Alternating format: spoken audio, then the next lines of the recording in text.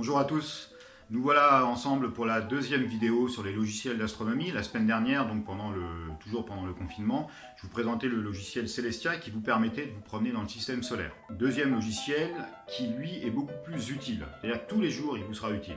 Plutôt toutes les nuits, il vous permettra de savoir lire le ciel. En effet, grâce à Stellarium, vous serez capable d'identifier telle et telle constellation. Où est la grande ours, où est la petite ours, où est Cassiopée, où est la planète Vénus par exemple, où en est la Lune, à quelle phase elle en est qu'on va la voir cette nuit.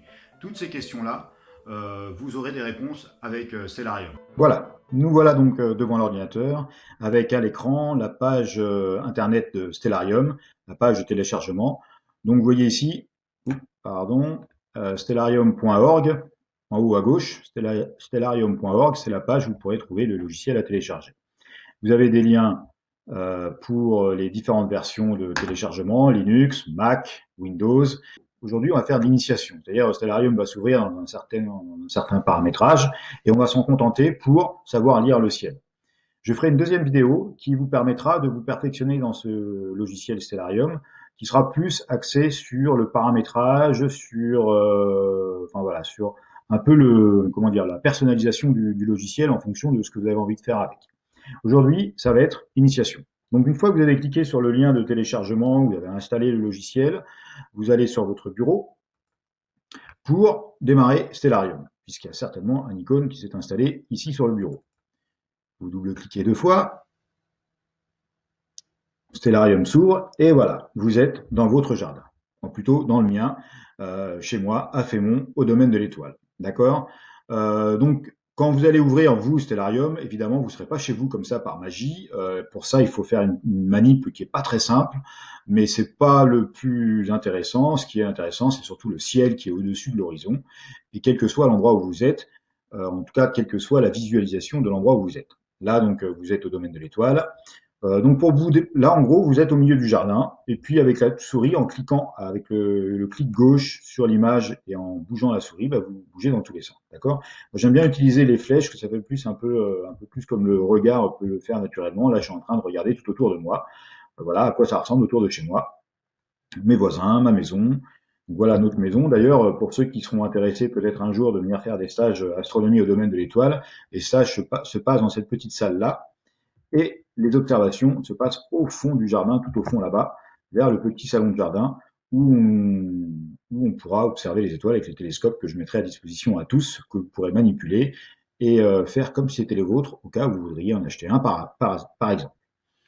Voilà, donc Stellarium, ça se présente comme ça à l'ouverture. Il y a deux menus. Vous mettez la flèche un peu à gauche, vous avez le menu qui est plutôt le menu de paramétrage. Et en bas, c'est plutôt le menu, je dirais, d'affichage. D'accord? Paramétrage, on va commencer par là quand même, en mettant l'endroit où vous vous situez. Hein. Les étoiles ne sont pas les mêmes en fonction de l'endroit où vous habitez sur la planète.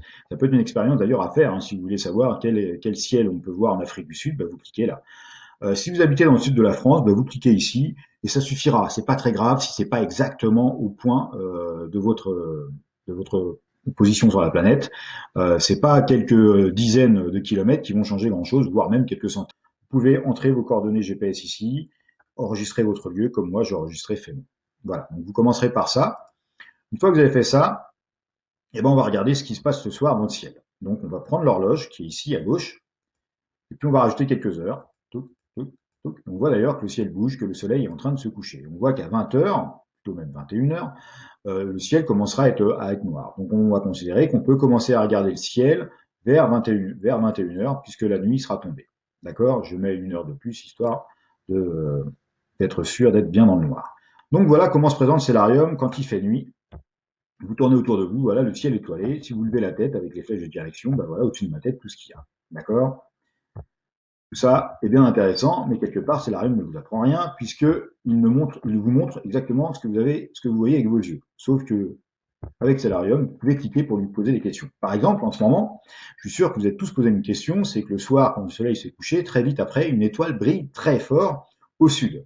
D'ailleurs, pour le sud, c'est ici, le point cardinal, plutôt à l'ouest, une étoile brille très très fort. Ok Eh ben, vous pouvez allumer Stellarium, vous vous orientez avec Stellarium aussi à l'ouest, n'oubliez pas, hein, point cardinal, c'est ici.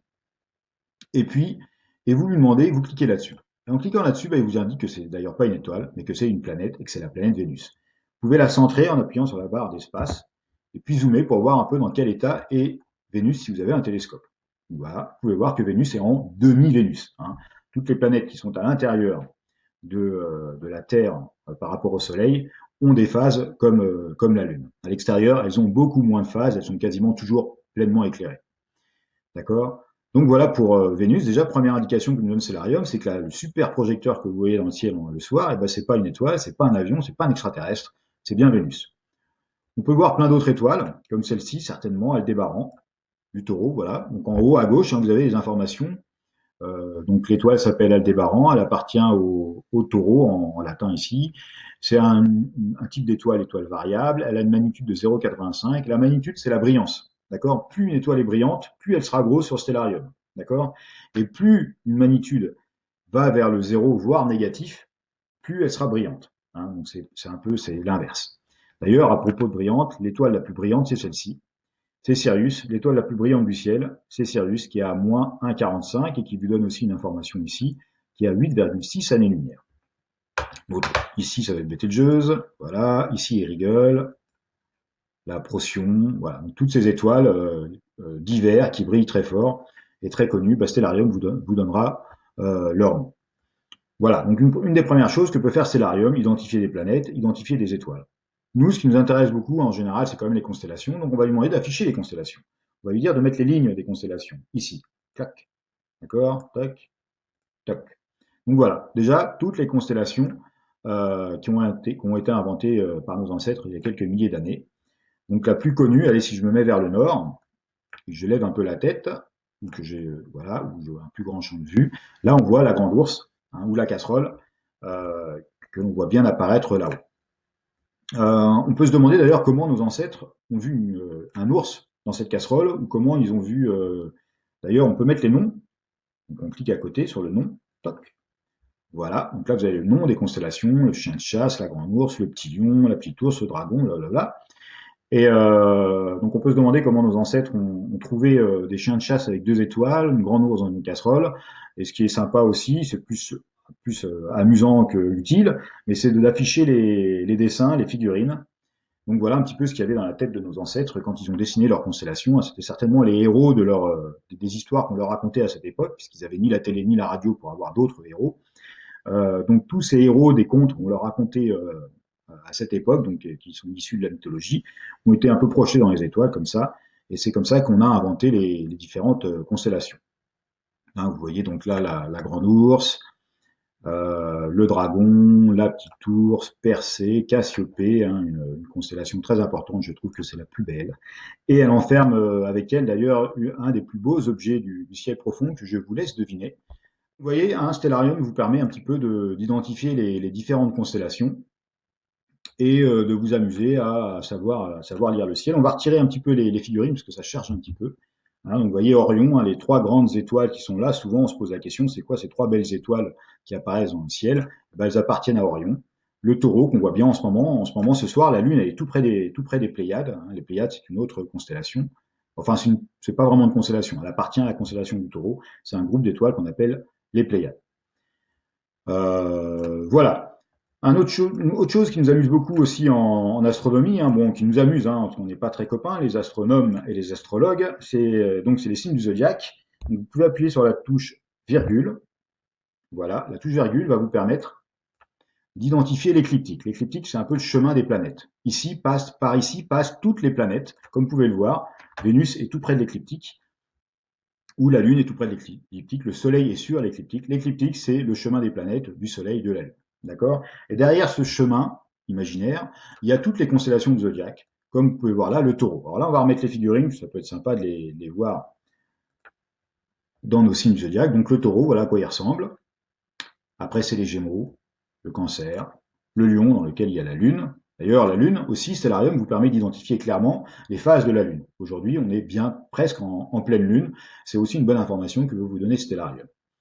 La Vierge, et puis bien sûr, on peut pas regarder ce qu'il y a sous terre, sauf avec Stellarium. Donc on enlève la Terre, ici, toc, et ça nous permet de poursuivre notre chemin sur l'écliptique, la Balance, le Scorpion, le Sagittaire, trois planètes là qui apparaissent, le Capricorne, le Verseau, les Poissons, le Bélier et à nouveau le Taureau. Je retourne sur ces trois planètes, encore une fois, vous voyez qu'elles sont bien proches de l'écliptique. Ces trois planètes-là, on les verra le matin. Demain matin, vers 5 heures, vous les verrez.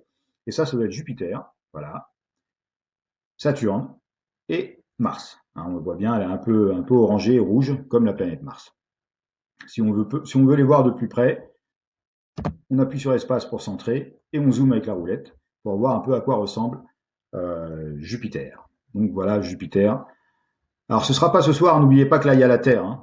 Donc je vais remettre la Terre pour pas s'embrouiller. En effet, vous voyez, quand je remets la Terre, en fait Jupiter elle est encore pas levée, elle est bien sous terre, il faudra attendre demain matin pour la voir. D'ailleurs, on peut essayer de faire avancer le temps pour voir à quel moment elle va se réveiller. Donc, on va avancer le temps, on va regarder vers l'est, ici, où, le soleil, où les étoiles et le soleil se lèvent. On va avancer l'heure. Et voilà nos trois planètes qu'on voyait tout à l'heure. J'avance encore un petit peu, on va réduire les minutes.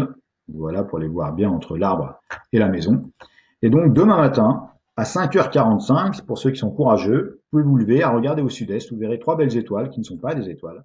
Stellarium vous aura averti que c'est des planètes, donc Jupiter. Si on peut aller la voir de plus près, je mets donc espace pour centrer.